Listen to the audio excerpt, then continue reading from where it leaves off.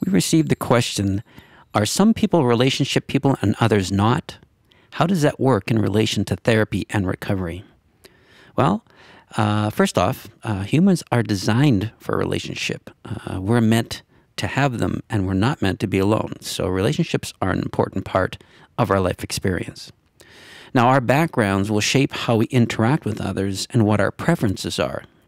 Our backgrounds will also shape our personality in terms of preferences of like and dislike and values and beliefs, much like we mentioned in Chapter 5.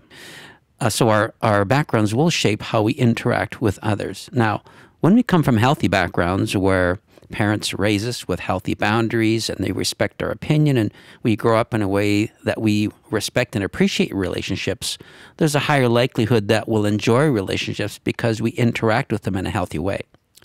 Now, if we grow up with parents who had unhealthy boundaries and they didn't listen to us, every time we came forward with something to say, they would say, children were meant to be seen and not heard, so we couldn't express ourselves. They were authoritarian, where they would suppress any kind of independence.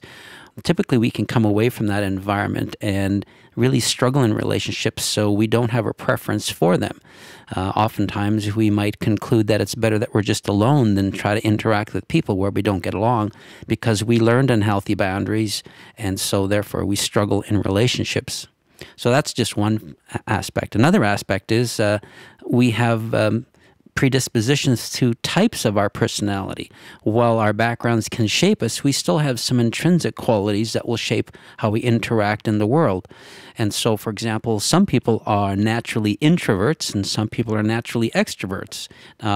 Again, keep in mind that our backgrounds can help shape those things, but we do come into this world, it seems, with a certain set of gifts and abilities and talents that aren't influenced by our background. So we have this combination going on. So as an introvert, which I am, I like to be involved with projects that involve intellect and study and wisdom, and I like to be in relationship with people who are like-minded, so we can talk about really meaningful things. That really engages me.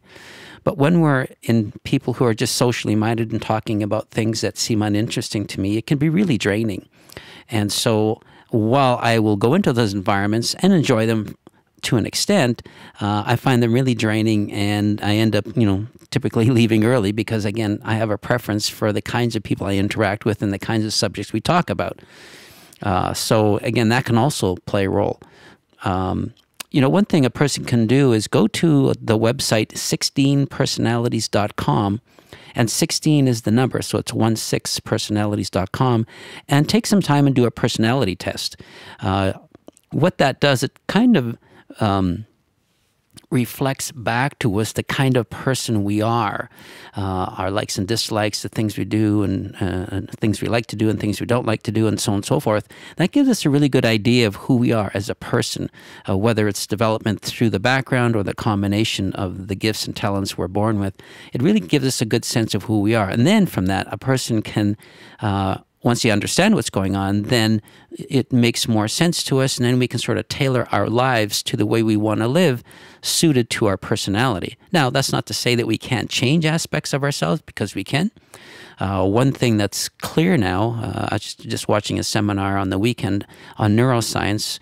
The topic was what is the main takeaway from 83,000 brain scans? And the main takeaway is that we can change our brain, and we can change it in a number of ways just by deliberately changing behavior. So there's a lot of things we can do if there's certain aspects of our personality we'd like to change. For example, if you'd like to be more engaged as an extrovert rather than an introvert, there's things that we can do and work on, and belief statements we can work with to make that more comfortable for us. So there's a lot of things we can do. And in terms of therapy, it's great because therapy can help us understand how our background has influenced our personality. And then by using, instilling healthy beliefs and using repetition reinforcement and support, and certainly applying healthy boundaries, we can become the person we want, and then we'll find those interactions with others more pleasing and satisfying. For example, adopting healthy boundaries is a great way to do that, because when we come from an unhealthy background, that with parents who had unhealthy boundaries, we often are people pleasers. We're sensitive to criticism. We're highly sensitive to being, loved and accepted and respected. And so when we go into environments with unhealthy boundaries, we're going to struggle in that area.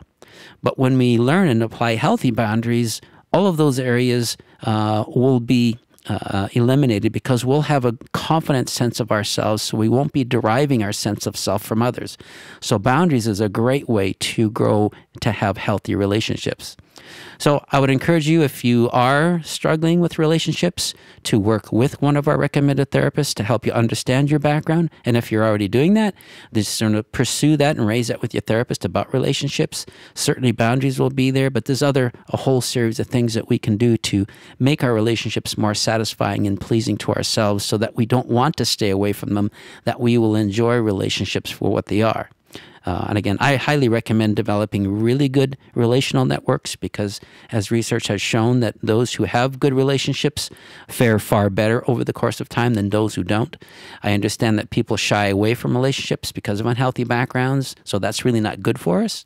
Now, we can certainly live our lives that way. A lot of people do. But if you really want to get the maximum joy and satisfaction out of life, certainly developing healthy relationships is the way to do that. So I would suggest you do that. Again, go to 16personalities.com, do an assessment about your personality and learn about it.